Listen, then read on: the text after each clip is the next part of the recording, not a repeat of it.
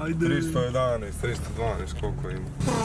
Jel mogu ja reći nešto trend za tvoj kanal? Da. Traće 1 minutu. Aj, please. Jedna stvar, sad kad je već Matija ispričao da su Adriju hakirali kanal, ja želim ispričat kako se to dogodilo, odnosno kako je došlo do toga. Bilo je ovako, znači dobila sam ponudu za suradnju, ovo bi bilo prekorisno da čuješ ti i svi ostali youtuberi. Dakle, ja sam dobila ponudu za suradnju, javila mi se aplikacija Kidoz i poslali su mi mail kao da žele napraviti sa mnom video i u mom creepy serijalu da u prvoj minuti ispričam o toj aplikaciji koja je za djecu, to je kao neki server koji štiti djecu od bilo kakvog inkriminirajućeg sadržaja itd.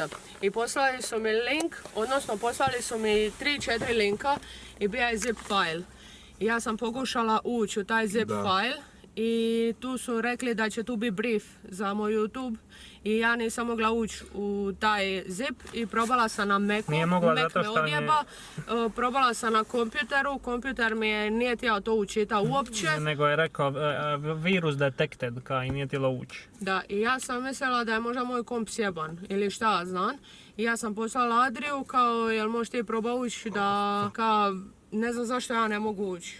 Kužiš, I ti si to double kliko i... Ja ništa, meni ona poslala, ja otvoria uša, meni skinilo na desktop, ekstrakta sam onaj WinRAR na desktop, išao ući u aplikaciju i ono kao open i ništa se ne događa, open par puta idem ući ništa, onda idem deletat i ništa, ne želi deletat. Ja gledam WTF, ja sam restarta kompjuter, upalja ga ponovno i uspija deletat, recycla bin i ništa zaboravim na to kao. Da. I onda se to dogodilo. Koliko je prošlo vremena? Sutra dan se to dogodilo. Sutra dan. To je bolesno šema kako su to podvalili. U svakom slučaju, eto tako da Adrije popušja moj mail, odnosno ponudu za suradnju, ali samo da vam kažem, taj mail, sad ću ti ga pokazati, izgleda toliko legit i kad upišeš kidos.com, sve izađe njihova stranica i sve toliko izgleda stvarno zapravo. I dobro osim ljudi, linka, ovo što sad govorimo nije 100% da radi toga, ali ja moram reći 95% da je radi toga. 99. Doslovno, da. 99.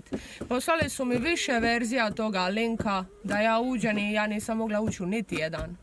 I čak je jedan počinja sa anonim nešto. Hej, i to se, taj link su nas poslali da skidamo s neke stranice, stranica zove Anonymous nešto, Anony file, ka nešto tako, ka Anonymous file, nešto. Zašto to nije bilo sumnjivo već? Pa bilo je sumnjivo.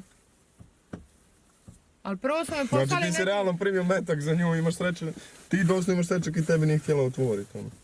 Da. Eto, ispričala sam mu se 100.000 puta i kupit ću mu bilo što. Dobro, nisi ti kriva, pa vratit ću to 100%. I sve ću napraviti.